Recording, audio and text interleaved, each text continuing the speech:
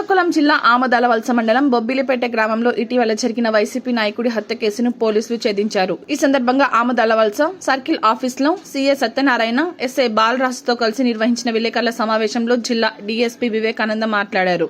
బొబ్బిలిపేట గ్రామంలో వైసీపీ నాయకుడు గరుకుబెల్లి చంద్రయ్య అనే వ్యక్తిపై కొంతమంది వ్యక్తులు దాడి చేయడంతో మృతి చెందారని అన్నారు. చంద్రయ్య భార్య ఈశ్వరమ్మ ఫిర్యాదు మేరకు పోలీసులు కేసు నమోదు చేసి దర్యాప్తు చేపట్టడం జరిగింది. దర్యాప్తులో భాగంగా హత్యకు గల కారణం చంద్రయ్య భార్య ఈశ్వర అమ్మకు చింతాడ మురళీకృష్ణకు మధ్య ఉన్న అక్రమ సంబంధమే కారణమని తెలియంది. మురళీకృష్ణకు మృతుడు చంద్రయ్యకు మధ్య మంచి సాహిత్యం ఉండేదని, ఇందులో భాగంగానే మురళీకృష్ణకు ఈశ్వరమ్మకు మధ్య పరిచయం పెరిగి అది కాస్త సంబంధంకు దారితీసిందని అన్నారు. కొంతకాలం కిందట ఈ విషయం బయటపడడంతో చంద్రయ్య తన భార్యను కట్టుదిట్టం చేశాడని, తనతో మాట్లాడనివ్వడం లేదనే నేపథ్యంలో మురళీకృష్ణ ఈ దారుణానికి వడిగట్టారని అన్నారు.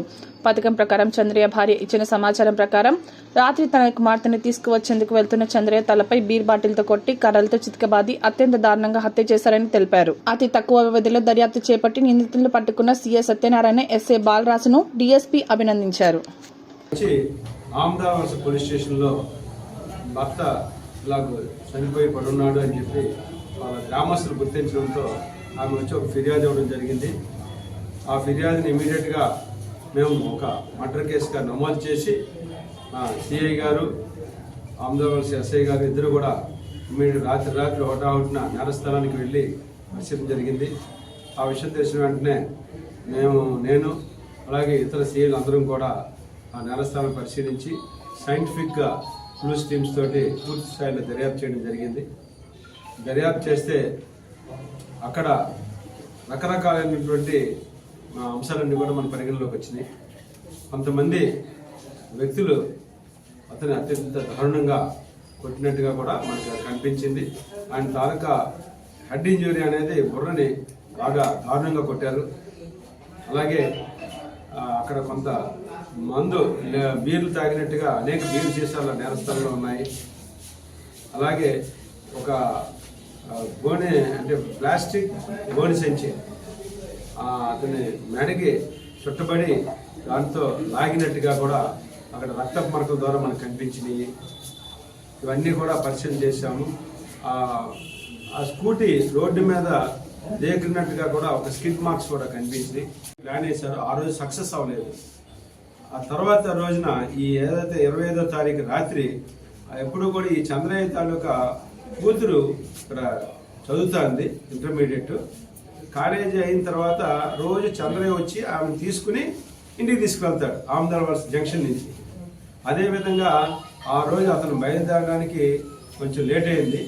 ఈ విషయం అంతా కూడా ఒక స్కెచ్ ప్రకారం వీళ్ళు పథకం రచించుకొని ఆమె ఎవరైతే ఈ ఈశ్వరం ఉందో అతని ఇంటి దగ్గర నుంచి బయలుదేరగానే ఈ యొక్క బాలమురళీకృష్ణకి తెలియపరిచింది, నా భర్త బయలుదేరాడు అని.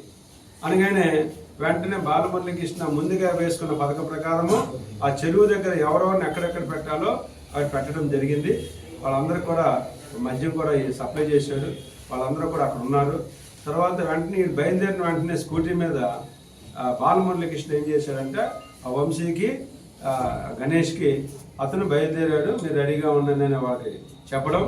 సో అతను రావడం, వీళ్ళు రాగానే ఒక బీరు బాటిల్ తోటి ముందు అటాక్ చేసేసారు బుర్ర మీద. ఎప్పుడైతే అటాక్ చేయగానే ఆయన పడబోయేటప్పటికి అక్కడే ఉన్నటువంటి కర్రలు కూడా అక్కడే ఇరుచుకున్నారు. వాళ్ళంతా ఆ బలమైన కర్రలతోటి ముందు కొట్టేశారు అన్నమాట. రోడ్డు మీద కొట్టగానే అతను పడిపోయాడు. ఆ స్కూటీ అలా దేగురుకుంటూ నేల మీద దేగురుకుంటూ వెళ్ళిపోయింది. అతను వెంటనే పక్కన చెరువు ఉంది, ఈ యొక్క చంద్రయ్య చెరువులోకి గెంటేసి వెళ్ళిపోవడానికి ప్రయత్నం చేస్తే వెంటనే ఈ యొక్క బాలమురళీకృష్ణ, గణేష్ అలాగే వంశీ వీళ్ళందరూ కూడా కర్రలతోటి అత్యంత దారుణంగా కిరాతకంగా దాడి చేసి బుర్రని పగలగొట్టేయడం అన్ని చేశారు. చేసి అతన్ని వీళ్ళందరూ కూడా మిగతా వాళ్ళందరూ కూడా ఆ సమయంలో ఎవరైతే ఈ ఓపెన్ గ్రామం నుంచి వచ్చినట్టు ఈ ప్రవీణ్, శ్రీవర్ధన్, ఉమామహేష్, కృష్ణ, అరవింద్ వీళ్ళందరూ కూడా ఇతనితో సహకరించి ఈ నేరంలో వారు కూడా భాగస్వామి అయ్యి వీళ్ళందరూ కూడా కూడబలుక్కుని ఒక పథకం ప్రకారం కొట్టి అతన్ని అత్యంత దారుణంగా చంపేశారు. చంపే ఈ శవం కనిపించకూడదని అక్కడి నుంచి ఏదైతే ఈ ప్లాస్టిక్ గోడి సంచి ఉందో దాన్ని మెడక చుట్టి, అతను చాలా హెవీ పర్సనాలిటీ, అతను మొయ్యలేక అది పట్టుకుని ఈడ్చుకుంటూ అలా తీసుకెళ్లి ఎవరికి కనిపించకుండా అక్కడ తోపులో మూల పడేశారు అనమాట, చనిపోయాడు. ఇదంతా కూడా అతి తక్కువ రోజుల్లో చాలా కష్టపడి మా ఆముదాల వలస సిఐ గారు అలాగే ఎస్ఐ గారు ఇద్దరు వాళ్ళ సిబ్బందితోటి అత్యద్భుతంగా చాలా తక్కువ రోజుల్లో ఈ కేసుని వాళ్ళు పట్టుకోవడం అనేది చాలా గొప్పతనం. ఎందుకంటే ఇది చాలా సెన్సేషన్ అయినటువంటి కేసు. దీన్ని రాజకీయ కోణంలో కూడా కొంతమంది తీసుకొచ్చారు. ఎటువంటి రాజకీయ కోణం అనేది ఇందులో లేనే లేదు. ఇది సెక్సువల్ జెలసీ మూలంగా జరిగినటువంటి మర్డర్. ఈ విషయంలో మా సిఐ గారు, ఎస్ఐ గారు, మా ఆందోళన సిబ్బంది అందరూ కూడా చక్కగా పనిచేసి నేరస్తులు అందరినీ కూడా తప్పించుకోకుండా చట్టం ముందు నిలబెట్టారు. వాళ్ళందరూ కూడా మా ఎస్పీ గారు ప్రత్యేకంగా వాళ్ళందరినీ కూడా అభినందించమని మరీ చెప్పారు. మీకు అందరూ తెలుసు, మేమంతా కూడా బందోబస్తు ఏర్పాట్లు అన్నింటిలో కూడా ఉన్నాం. ఎందుకంటే నేను వచ్చి మీటింగ్ పెట్టడం జరిగింది. Thank you. మీకు ఏదైనా డౌట్ ఉంటే అడగచ్చు. సరే, మిస్సింగ్ కేసుకు సంబంధించి భార్య ఉన్నటువంటి నేరస్థలాన్ని బట్టి పూర్తి స్థాయిలో పరిశీలన చేసి సైంటిఫిక్ ఎవిడెన్స్ ద్వారా కనుక్కుంటే మాకు చాలా ఆశ్చర్యకరమైన విషయాలు వచ్చినాయి. ఇందులో చింతాడ బాలమురళీకృష్ణ అనేటువంటి వ్యక్తి, ఆయనది కూడా బొబ్బిలిపేట గ్రామమే. ఈ చింతాడ బాలమురళీకృష్ణకి ఈ చనిపోయినటువంటి గరుగుబలి చంద్రయ్య భార్య ఈశ్వరమ్మకి అక్రమ సంబంధం, శారీరక సంబంధం ఉన్నది అనేది మనకి విచారణలో బయటపడింది. వీళ్ళిద్దరూ యాక్చువల్గా ఈ చంద్రయ్య బాలమురళీకృష్ణ మొదటి నుంచి ఒకరికొకరు తెలిసిన వ్యక్తులే, బాగా పరిచయం ఉన్నవాళ్ళు. ఇద్దరి మధ్యన ఆర్థిక లావాదేవీలు కూడా ఉన్నాయి. ఈ ఆర్థిక లావాదేవీల ద్వారా అతను ఈ యొక్క చంద్రయ్య భార్యతోటి అక్రమ సంబంధం పెట్టుకుని ఆమెతో ఉంటే ఈ విషయం తెలిసినటువంటి చంద్రయ్య భార్యని కట్టుదిట్టం చేయడం, భార్యని కంట్రోల్ చేయడం జరిగింది.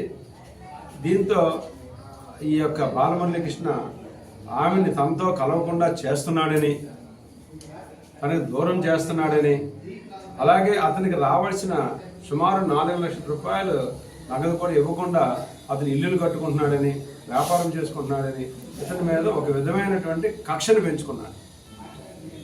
ఆ కక్షను పెంచుకుని అతన్ని మెయిన్ ఏంటంటే ఇందులో మోటు ఆ చంద్రయ్య భార్య ఈశ్వరమ్మని దూరం చేయడం తట్టుకోలేకపోయాడు. ఈయన డబ్బు ఎప్పుడైనా సంపాదించుకోవచ్చు, ఆమె నా కలవనీయకుండా చేస్తున్నాడు, ఫోన్ కూడా మాట్లాడనట్లేదని వీళ్ళిద్దరూ వేరేగా ఒక నెంబర్ తీసుకుని సపరేట్ ఫోన్లు పెట్టుకుని ఆ దొంగ ఫోన్లోనే మాట్లాడుకుంటున్నారు.